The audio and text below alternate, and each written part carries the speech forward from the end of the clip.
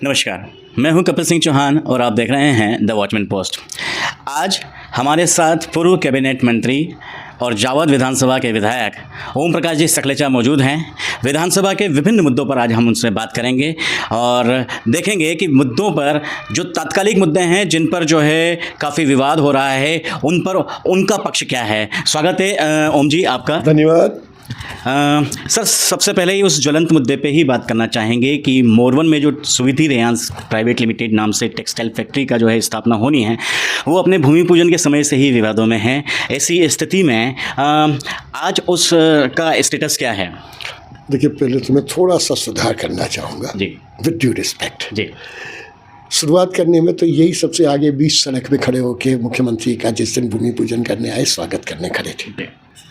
अच्छा, पहला करेक्शन। दूसरा करेक्शन, काम आराम से चल रहा था। कुछ लोगों के स्वार्थ सिद्धि के उद्देश्य से जिनने कई जगह पहले भी ऐसे डर और भय पैदा करके किया, ऐसा डर और भय पैदा करने का प्रयास किया। प्रशासन ने चौथे पांचवें दिन जब इनने ये बातें करी जी, तो प्रशासन ने एमपी SIDC के MD उज्जैन से यहाँ आके मिस्टर राठौर, उनने हर जनता के उन सवालों को जिनको लेके विषय दिया, पहले दिन उसका पूरा वो दे दिया। लेकिन स्थानीय प्रशासन ने उसका वीडियो जारी नहीं किया, केवल फोटो जारी किए। इसलिए थोड़ा कन्फ्यूजन का समय बढ़ गया। लेकिन धीरे धीरे सबके सब बातें समझ में आती है। अफवाहें लंबी नहीं टिकती है, सत्य को कोई भी दबा नहीं सकता। वो आ गया सामने तो जनता अपने आप समझ गई। आपका कहना है कि उस आंदोलन का जो नेतृत्व कर रहे थे या उस आंदोलन के बाद में उस दो नेतृत्वकर्ताओं ने जो प्रवेश किया, राजकुमार अहीर और पूरण अहीर की ओर आपका इशारा है? मैंने 25 साल में किसी के नामजद विरोध नहीं किया। आप समझदार हैं, आप बोल सकते हैं। मैं अपने व्यवस्था से मैं नकारात्मक कम बात करता हूँ, लेकिन आपकी सोच की दिशा अपने आप जनता सब समझ रही है। सर, आप जावद विधानसभा के कद्दावर नेता हैं और लगातार आपको जनता ने वहाँ से जिताया है। मोरवन में कई समर्थक हैं, मोरवन में पूरी टीम है आपकी। उसके बाद ये लोग वहाँ पर अगर गलतफहमी पैदा कर पाएँ या अपनी तरफ से एड्रेस नहीं किया इशू को, इस पर क्या कहेंगे? देखिए, आज की तारीख में सामान्य व्यक्ति विशेषकर बाहुबल से, भिड़नायक से बचता है। ये एक नहीं, पूरे देश में ऐसी स्थिति है। अभी तक जावद में कभी ये चीज़ें हुई नहीं, पहली बार प्रयास किया। समय ने उस स्थिति को अपने आप साफ कर दिया। नगर के लोग छोटे व्यापारी हैं, उन्हें उन्हीं लोगों से व्यापार करना है, उनके दबाव में रहते हैं। इसलिए उन व्यापारी लोग विवाद में नुकसान ना हो, इसलिए एक दिन मान ली, दूसरे दिन उन्हें छोटा रेजिस्टेंस किया, तीसरे दिन खोल दिया। कुछ लोग इमोशनली अटैच भी थे, कुछ लोग वाकई वास्तविक रूप से ये समझ रहे थे कि इस फैक्ट्री के आने से हमारा पानी खत्म हो जाएगा या जहरीला धुआं, या आज भी ये संभावना है कि ये तो सब शुरुआत के पहले के वादे हैं और उसके बाद जब फैक्ट्री लग जाएगी तो ना तो प्रशासन हमारी सुनेगा ना जनप्रतिनिधि। देखिए, जावद और मैं 25 साल से यहाँ काम कर रहा हूँ। आप भी जावद के निवासी हैं। बिना पॉल्यूशन के क्लियरेंस के क्या पूरे देश में कोई फैक्ट्री चल सकती है? क्या इसी टाइप की 2 फैक्ट्रियां हमने नीमच में भी चालू हुए, सामने दिख रहा है। 0 डिस्चार्ज प्लांट लगाए बिना चलाने की परमिशन नहीं मिलती। इसलिए ये अफवाहें हैं।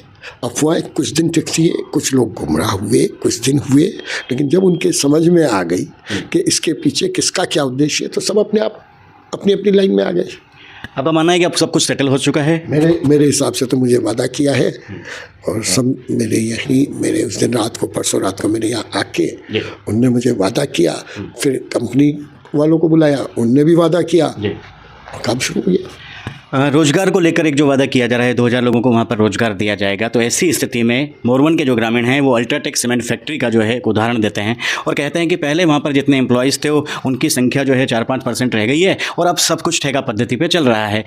देखो, ठेका पद्धति क्या केवल जावद में है, और वहाँ के ज़्यादातर कौन कौन ठेकेदार हैं और कौन किसका हक खा रहे हैं, ये आपके इंक्वायरी का विषय है।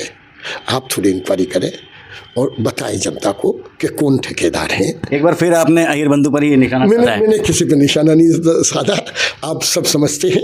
मेरा आपसे आग्रह है कि जावद के निवासी होते हुए जावद की तरक्की में आपके चेहरे की खुशियाँ मैं देख रहा हूँ, तो आप उस खुशी के लिए अपने आप कई बातें स्पष्ट करेंगे, ये विश्वास है। कुछ लोग इमोशनली अटैच्ड थे, कुछ लोग हो सकता है शरारती रहे हों जिन्होंने फैक्ट्री में जाकर जो पथराव कर दिया है, लेकिन उनके साथ में कई लोगों पर जो है केस दर्ज किए गए हैं, कईयों अज्ञात भी है। ग्रामीणों के मन में एक भय है कि हो सकता है ये अज्ञात की लिस्ट में जो है हमसे बदला लिया जाएगा या हमारे साथ में बड़ी ऐसी कोई बदले की भावना से कोई कार्रवाई की जाएगी। असंभव, जावद में बदले की भावना से 25 साल में कोई कार्रवाई नहीं हुई।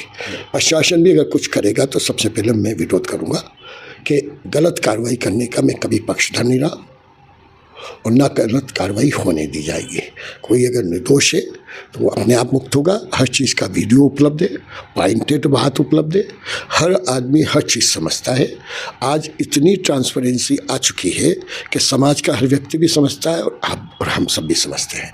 मेरा तो बस आपसे इतना ही आग्रह है कि आप भी जावद के निवासी होने के नाते इन सब बातों के और जावद की तरक्की में आप याद करके देखिए कि हमारे बाप दादा हमसे कई गुना ज़्यादा मेहनत करते थे, लेकिन बाज़ार में पैसा उपलब्ध नहीं होने के कारण उनकी उतनी तरक्की नहीं हुई जितनी पिछले 15 साल में हुई, चाहे वो पूरे ज़िले की लें। तो ज़िले की ये तरक्की बाहर से आए हुए पैसे का मल्टीप्लिकेशन के कारण हुई। जब मैं वहाँ पर मुरवन में गया और हमने पूरा एक दिन का वहाँ पर दौरा किया तो उस स्थिति में ये भी पता चला कि लोग आपकी कमी को वहाँ पर महसूस कर रहे थे, आपकी प्रतिनिधियों की कमी को महसूस कर रहे थे, और शायद इस इशू को ठीक से और विश्वसनीय तरीके से अगर एड्रेस किया जाता तो ये हो सकता है इतना मामला बढ़ता भी नहीं। देखिए, आफ्टर थॉट्स सभी सही होते हैं। अफवाहें फैलने पे पहले दिन रोक पाना बहुत मुश्किल होता है, क्योंकि हर अफवाह की डायरेक्शन को पहले समझना पड़ता है, किस दिशा में वो ले जाना चाहते हैं और फिर उसका सॉल्यूशन है। अफवाहें और झूठ लंबा नहीं चल सकता है, इसलिए विषय खत्म हो गया। 2 दिन आगे 2 दिन पीछे, ज़रूर नुकसान हुआ, कईयों को तकलीफ हुई, मुझे भी बुरा लगा, लेकिन आप मैच्योरिटी के पहले कोई डिलीवरी, कहते हैं ना, pre mature delivery unhealthy baby देता है, इसलिए कई बार समय का थोड़ा सा इंतज़ार करके उसे सही तरीके से बिना नकारात्मकता क्रिएट किए उसे समाप्त करना होता है। प्रशासन को, जिला प्रशासन को अलग तरह से खेलने था। एमपीआईडीसी ने तो अपनी एक भूमिका निभाई बाद में। एमपीआईडीसी की भूमिका बहुत अच्छी थी, उसमें कोई दो ओपिनियन नहीं है। ये बात बिल्कुल तय है और आपने पूरा आश्वस्त किया है और ये प्रतीत होता है कि आपका ये मानना है कि वो जो है मामला सुलझ गया है, ग्रामीणों के संदेह और आशंकाएं दूर हो चुकी है। निकट भविष्य में देखेंगे कि ये बात कितनी सच्ची हो और इसका क्या असर होता है। जावद के विभिन्न दूसरों मुद्दे पर भी हम लोग जी बताएं सर। देखिए, इस फैक्ट्री की 2 और खासियत है। एक, इसमें एक स्टिचिंग यूनिट की एक पॉलिसी हमने बनाई थी एमएसएमई ने। एमएसएमई ने जो स्टिचिंग के योजना बनाई थी सिलाई की, उसमें बहुत ज़्यादा इंसेंटिव दिए गए। इस कारण ये टेक्सटाइल मिल के साथ यहाँ पे सिलाई केंद्र भी बहुत बड़ा खोलेंगे, जिसमें कम से कम 500 महिलाओं को डायरेक्ट रोजगार मिलेगा। 2000 लोगों के रोजगार में 500 बिना पढ़ी लिखी महिलाएं को भी परमानेंट रोजगार मिलेगा, क्योंकि फैक्ट्री हमेशा फुल टाइम चलाना चाहिए, एक दिन भी उसको बर्बाद नहीं करनी। तो ऐसा बहुत कम व्यवसाय इंडस्ट्रीज होती है जहां इस टाइप के महिलाओं को लोकल रोजगार मिल पाए, इसलिए ये बहुत ज़रूरी था। दूसरा, 1500 जो सामान्य व्यक्ति है, इनने आवेदन भी लिए, 300 से 500 आवेदन इनके पास अभी तक आ चुके हैं लोकल, जिनकी वो ट्रेनिंग बहुत जल्दी शुरू करने वाले हैं भिलवाड़ा यूनिट में। ठीक है। जावद में ये देखा जा रहा है कि आपने जो है काफ़ी मात्रा में वहाँ पर डोम बनाए हैं और लगातार अलग अलग ग्राम पंचायतों में, और वहाँ पर जो है आप जो है उनका उद्घाटन कर रहे हैं। इसके पीछे क्या एक लॉजिक है? बहुत सामान्य सी बात है। कोरोना के समय हमारे समझ में आया था कि हमें पेशेंट को तुरंत दूर करना पड़ेगा, कुछ लोगों ने अलग जगह वो पैसा उड़ाया दूर करने के नाम पे, और हमने उस समय चारों अस्पताल में एक एक डोम बना दिया। उस डोम का कोरोना के बाद एक दिन बरसात में सरवानिया महाराज में बहुत तेज़ अनएक्सपेक्टेड बेमौसमी बरसात आई, परिवार एकदम परेशान हुआ और उसने शादी के लिए उस डोम का उपयोग किया जो कोरोना के लिए बनाया गया था, बनाया गया। तो एकदम दिमाग में सबके आया कि भाई इस चीज़ को और बड़े स्वरूप में क्यों ना किया जाए, क्योंकि वास्तव में बेटी का विवाह करना, कथा करना, परिवार में किजावर की प्रथा है, और कोई भी मांगलिक कार्य हो तो सबसे बड़ा आजकल मौसम का टेंशन है। बरसात का भी है, पीक गर्मी है तो लू और आंधी का भी है, सर्दी है चरम सीमा में तो ठंड ना लग जाए बच्चों को खुले में टेंट में कार्यक्रम करने की। उन सब का समाधान सोचते हुए मैंने उसे मास स्केल पे किया। पहले मैंने 1 करोड़ के 20 शिकत किए, जहां 10,000 स्क्वायर फीट से बड़ा एक हाल, फिर 2,000 स्क्वायर फीट का एक और हाल जो छोटे कार्यक्रम, क्योंकि शादी बड़ा कार्यक्रम है, लेकिन उसके पहले रिंग सेरेमनी, छोटे मोटे मायरा, बत्तीसी, ऐसे कई कार्यक्रम होते हैं जिसमें इतने बड़े हाल में नहीं हो सकता, तो एक छोटा हाल, और उसके बाद 4 से 6 बेडरूम, अटैच लेटरिन बाथरूम, ये सब जगह डिजाइन किया, कंप्लीट मांगलिक भवन, कंप्लीट मांगलिक भवन। और अभी तो अब जो बाद में बन रहे संगोली में तो 14,000 स्क्वायर फीट का पूरा एयर कंडीशन हॉल बना दिया उनने, ताकि पूरा कार्यक्रम का स्वरूप बदल जाए। जो बड़े से बड़े शहर में सुविधा उपलब्ध हो वो गांव में नॉमिनल 11,000 रुपए की कीमत पे मिल जाए। ये अपने आप में बहुत बड़ा मैं मानता हूँ। हमने ऐसे कुल मिलाकर 120 डोम स्वीकृत किए, कहीं पे भी 5,000 स्क्वायर फीट से छोटा डोम नहीं स्वीकृत किया, क्योंकि जहाँ कम जनसंख्या है वहाँ थोड़ा छोटा बनाया, जहाँ 3,000 प्लस है वहाँ करोड़ रुपया दिया, जहाँ 2,000 प्लस है वहाँ 50 लाख दिया, जहाँ उससे कम 500 से ज़्यादा है वहाँ 25 लाख 20 से 30 लाख के बीच में अलग अलग जगह दी है। लेकिन 120 गाँवों में ये डोम बना रहे हैं। सेवा से सिद्धि एक प्रकल्प आप लेकर आए थे, उसके प्रति आपकी क्या भावना थी वह भी बताएंगे, लेकिन उस पर ये एक सवाल भी उठा था कि क्या कोई विधायक अपनी विधायक निधि से इस तरह से पैसे वितरण कर सकता है? देखिए, विधायक निधि से नहीं दिया गया, पहली लाइन था। अच्छा, ये पैसा स्वेच्छा अनुदान है। स्वेच्छा अनुदान, स्वेच्छा अनुदान हमेशा जरूरत के हिसाब से पूरे देश में सबको उसके हिसाब से समाज में जिस चीज़ की अढाक ज़रूरत पड़े, जिसे किसी योजना में नहीं लिया जा सकता है। विधायक निधि का भी कंसेप्ट यही है। लोग ये समझते नहीं कि जो योजना मत से पैसा जहाँ नहीं आ सके और तुरंत ज़रूरत हो उस जगह विधायक निधि भी देनी चाहिए। स्वेच्छा अनुदान डिस्क्रिशनरी है। अब डिस्क्रिशनरी में हम इलाज का पैसा सरकार के उसमें आ रहा है, शिक्षा का पैसा हम अलग तरीके से दे रहे हैं। आज समाज में सेवा का स्वाद बच्चों के जीवन से गायब हो गया। उस स्वाद का उसको अनुभव होना और वास्तव में जीवन का उद्देश्य, शायद आपके दादाजी ने भी, मेरी जहाँ तक याददाश्त काम कर रही है, एक बार आपने कभी उनसे आशीर्वाद मांगा, उनने क्या कहा था? सुखी रहो, सुख शांति समृद्धि से आगे बढ़ो। किससे बढ़ो? सुख शांति समृद्धि से आगे बढ़ो। अभी फार्मूला उल्टा हो गया।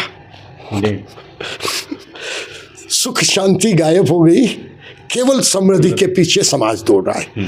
समाज में ये नीचे से स्वाद बदलना पड़ेगा, क्योंकि एकल परिवार में उसे लोगों की खुशी से खुश होना सीखना भूल गया। हम जब बच्चे थे, बुआ आती थी तो हम अलग तरीके से बात करते थे। 3 से 4 साल की उम्र में ये सीख गए। मासी आती थी तब कैसे बात करते थे, चाची से कैसे बात करते थे। तो सबकी खुशियाँ बढ़ाते हुए अपनी खुशी बढ़ती थी। उन्हें पसंद करना एक विषय होता था बचपन में, वो गायब हो गया था। तो वो स्वाद वापस समाज के सबसे निचले वर्ग से आए। और मुझे बड़ी खुशी है कि 14,000 बच्चे जब इस काम को लेकर निकले मोदी जी के जन्म दिवस पे, 10,000 घरों में जब ये बातें पहुंची, तो ये अब जन आंदोलन जैसा बन रहा है कि अब केवल सेवा नाम की प्रसिद्धि के बजाय सुख प्राप्त करने के लिए भी सेवा का कार्य शुरू हो गया। ठीक है। अभी आप पूर्व मंत्री रहे हैं और पूरे नीमच ज़िले में एक बड़ा आपका जो है प्रभाव है और आप यहाँ के सारे मुद्दों से वाकिफ़ हैं। मतलब कई मुद्दे ऐसे हैं जैसे नीमच जिला मुख्यालय का CM राइज स्कूल अब तक नहीं बन पाया है, या यहाँ पर जो बन रहा 4 लेन है शहर का अंदर का सिटी 4 लेन, उस पर कई चीज़ें जो है पारदर्शी तरीके से सामने नहीं आ रही है। अब आम जनता को ये लगता है कि जब भारतीय जनता पार्टी एक पार्टी है, सभी जनप्रतिनिधि एक परिवार का हिस्सा हैं, तो ऐसी स्थिति में आपके मशवरे या आपके सुझाव पब्लिक डोमेन में वैसे नहीं आ पाते जिला मुख्यालय को लेकर। देखिए, पार्टी की भी इंटरनल व्यवस्था होती है। हम तीनों जिले के विधायक अपने अपने क्षेत्र को प्राथमिकता से देखते हैं। जब एक दूसरे की ज़रूरत होती है तो एक दूसरे से राय मशवरा कर लेते हैं। आपने कई बार बैठ के मेडिकल कॉलेज की बात करी। जब किसी कारण से एयरपोर्ट से शिफ्ट हो रहा था हवाई अड्डा, लड़ाई लड़ी, रूट ख़त्म हो गया तो फिर हमने बाईपास से रोड को डाइवर्ट करके अतिरिक्त ज़मीन बैठ के तीनों ने कलेक्टर्स के ऊपर दबाव बनवा के एक्वायर करके, रनवे छोटा हो गया था स्कूल के कारण तो उसको बढ़वाया और उस सब ही धीरे से काम कर करके आज नीमच ज़िले को कमर्शियल एयरपोर्ट की परमिशन मिली और उसका बहुत जल्दी फाइनल से काम शुरू हो रहा है। अगर वो नहीं होते हम साथ, अगर एक दूसरे के अनुभव और ज्ञान का फ़ायदा नहीं लेते तो क्या नीमच को एयर स्ट्रिप मिलती? एयर स्ट्रिप मिलना कमर्शियल नीमच के भविष्य के लिए सबसे बड़ी ज़रूरत है। मेडिकल कॉलेज आप सब भी उसके हिस्सेदार थे। जब बात हुई वहाँ स्वास्थ्य मंत्री और साइंस टेक्नोलॉजी एक ही विभाग के पास था। मैं भी साइंस टेक्नोलॉजी का विभाग का मंत्री था। कई बार चर्चाएं होती थी, कई विषय होते थे।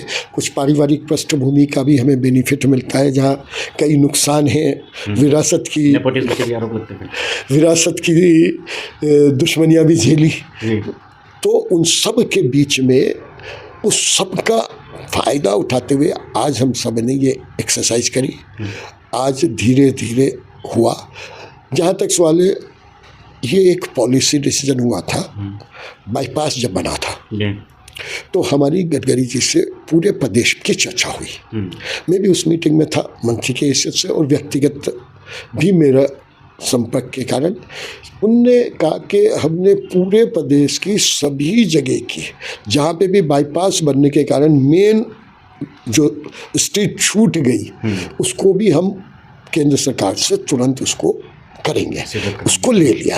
अब आपका विषय आखिरी है कि उसकी फाइन ट्यूनिंग। मैं सामान्यतः इस बात पे आप विशेष आग्रह करेंगे तो मैं जानकारी लेके आप तक निजी पहुंचा दूंगा, लेकिन मैं सामान्यतः एक दूसरे के क्षेत्र में पॉलिसी के मदद में तो हम सब एक हैं, लेकिन उसकी फाइन ट्यूनिंग के लिए स्थानीय विधायक बहुत सक्षम है, बहुत अनुभवी है। वो बिल्कुल आपके सामने रखेंगे। आज आपने उनसे चर्चा करी है, मुझे ध्यान में है।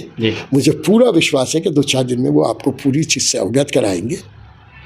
जी, शासकीय महाविद्यालय वीरेंद्र कुमार सकलेचा मेडिकल कॉलेज का भी जिक्र आया है, तो ये मैं कहना चाहूँगा कि वहाँ पर भी एक प्रॉपर स्टाफ की कमी है। सेकंड बैच चल रही है, 200 बच्चों का एडमिशन हो चुका है और जिला चिकित्सालय में उसके अनुपात में जो परिवर्तन होने चाहिए थे और जो विकास होना चाहिए था वो अभी तक होल्ड पर है। इसके लिए कितनी तेज़ी से हम काम करेंगे? देखिए, हमने उसका जिला अस्पताल का मास्टर प्लान बनाने का कोरोना के समय निर्देश दिया था। मास्टर प्लान बन के अभी मेरे सामने आया नहीं, लेकिन वास्तव में ये बहुत बड़ी ध्यान देने की ज़रूरत है। आपकी बात से मैं सहमत हूँ। हमारे माननीय विधायक जी नीमच के उन्हें प्रयास कर रहे हैं। उन्हें जब जब हम लोगों को आपस में जो सलाह करनी होती है करते हैं।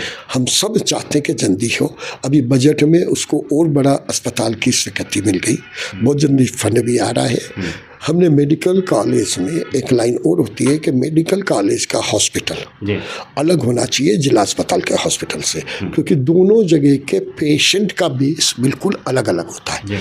मेडिकल कॉलेज के पेशेंट अलग होते हैं, गंभीर होते हैं, और जिला अस्पताल में थोड़ा मीडियोकल लेवल के पेशेंट आते हैं, रूटीन बीमारी के भी आते हैं, अन्य भी आते हैं, तो दोनों अलग रहना। एक और बड़ी महत्वपूर्ण बात ध्यान में आई, कोरोना का अवसर पे हमने देखा, पूरा दुनिया का डाटा भी आपने देखा होगा, सबसे ज़्यादा कैजुअलिटी हॉस्पिटल बॉर्न डिसीज से होती है। हॉस्पिटल बॉर्न डिसीज़ को हमें गंभीरता से समझना पड़ेगा।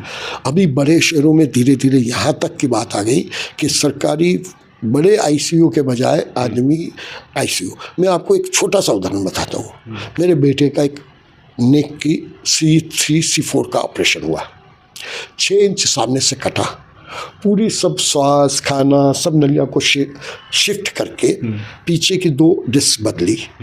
आपको ताज्जुब होगा 24 घंटे भी उसे अस्पताल नहीं रहना पड़ा। एडमिशन रात के 9 बजे किया, शाम को 4 बजे वो घर आ गया। एक एंटीबायोटिक नहीं ली, एक कोई दवाई नहीं ली। इतना बड़ा कट, सबसे सेंसिटिव पार्ट, और 5वें दिन काम की टेबल पे बैठ के काम करा। कैसे संभव हुआ? ये भारत में ये सब टेक्नोलॉजी उपलब्ध है और हमें उसको और गंभीरता से उसके लिए प्रयास करना चाहिए कि हमारे आईसीयू, हमारे ऑपरेशन थिएटर, क्योंकि ऑपरेशन थिएटर में क्या प्रॉपर फिल्टर है, क्या हर बार फ्यूमिगेशन सही हो रही है, क्या वो सब सही हो रहा है, उन सबको देखना पड़ेगा। कि आपके समर्थकों पर जब कोई प्रकरण दर्ज होता है तो आप उनके साथ में खड़े रहते हैं, बजाय इसके जैसे गोपाल चारण वाला मामला पूरे ज़िले में एक ये हॉट टॉपिक है कि आपने उनको शेल्टर दे रखा है, श्रेय दे रखा है। देखिए, आप भी जावद को बिलोंग कर रहे हैं। दोष जब तक सिद्ध नहीं होता है तब तक किसी को मुलजिम नहीं कहा जाता।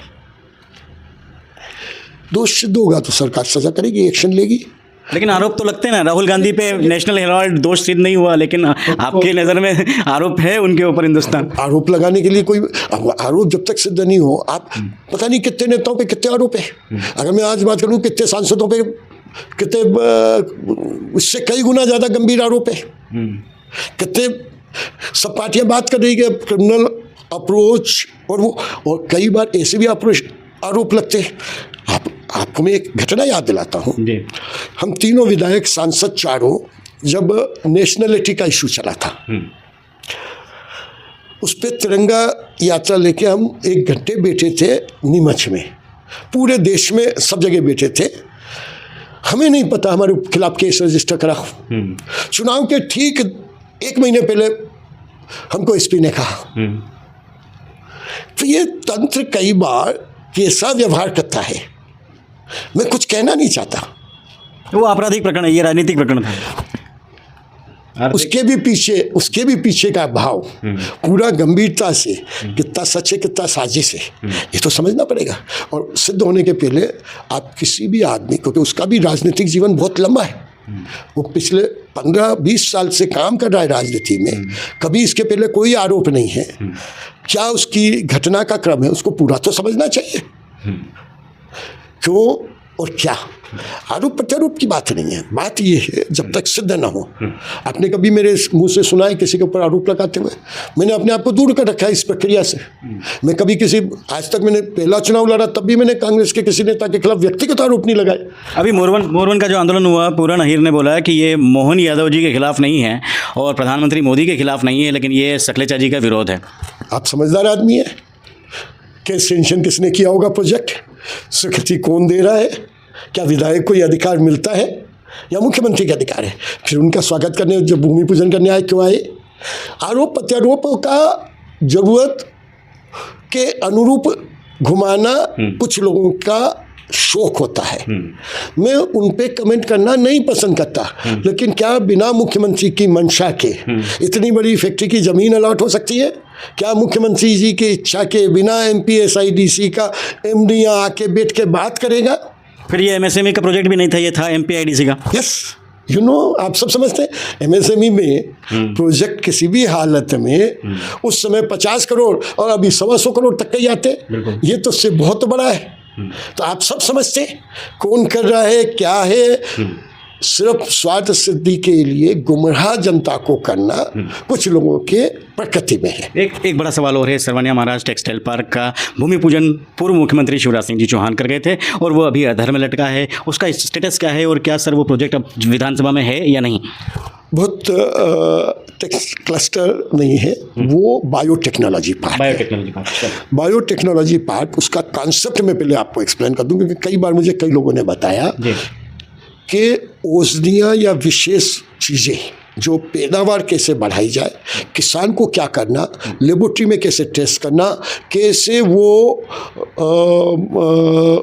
आपकी ऑर्गेनिक है, कैसे वो पेस्टिसाइड रहित थे उसकी लेब लगाना, फिर उसकी प्रोसेसिंग करना, प्रोसेसिंग करने के बाद उसको एक्सपोर्ट करना या लोकल मार्केट में बेचना। ये फ्रॉम कृषि से लेके उत्पादन, ज़मीन की खेती के उत्पादन से लेके फाइनल पेमेंट लाने तक के हर स्टेप पे सहयोग देने के लिए बना।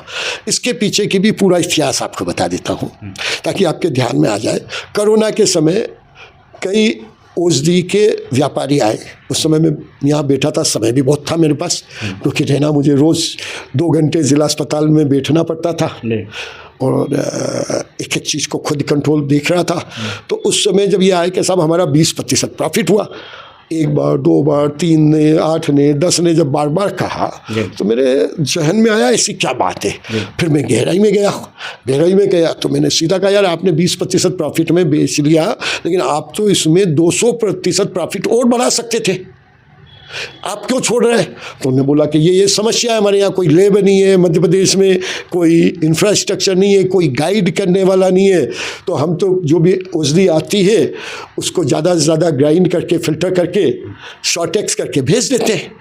तो हमने प्रोसेसिंग के लिए बुलाया, एक पूरी ENY को इंगेज किया। ENY ने आके नीमच और जावद में गोष्ठी करी, 200 व्यापारियों के साथ बैठ के 2 दिन का चर्चा करी। उसके बाद उसका प्रपोजल बना, केंद्र सरकार से उसमें हमें 50 करोड़ रुपए मिले, क्योंकि वो भी ये जो प्रोजेक्ट है ये साइंस एंड टेक्नोलॉजी विभाग का है। भोपाल जा रहा था प्रोजेक्ट पे? नहीं, भोपाल नहीं जा रहा था, ये पूरा मेरा प्लान था। सर्टेनली कुछ बड़े अधिकारी चाहते थे कि बड़े शहर में जाए। हमारा कहना था कि एशिया की सबसे बड़ी मंडी नीमच है, तो नीमच के बाहर क्यों? और नीमच के नियरेस्ट पॉइंट में सरवानिया महाराज 11-12 किलोमीटर की डिस्टेंस पे हमें 100 एकड़ ज़मीन मिल गई। हमने उस पर शुरू कर दिया। अभी थोड़ा डिले हुआ है क्योंकि स्टेट में पहले जो रनिंग प्रोजेक्ट है उनको लेना पहली प्राथमिकता मानी गई, क्योंकि उसमें स्टेट को भी कुछ कंट्रीब्यूशन देना था। मेरी अभी बात हुई है कैबिनेट से वापस, मुख्यमंत्री जी ने भी उस प्रोजेक्ट को अप्रूव कर दिया है। बहुत जल्दी फिजिकल काम शुरू होने वाला है। वहाँ पे 100 औषधियाँ, आयुर्वेदिक या कृषि आधारित उद्योग लगेंगे।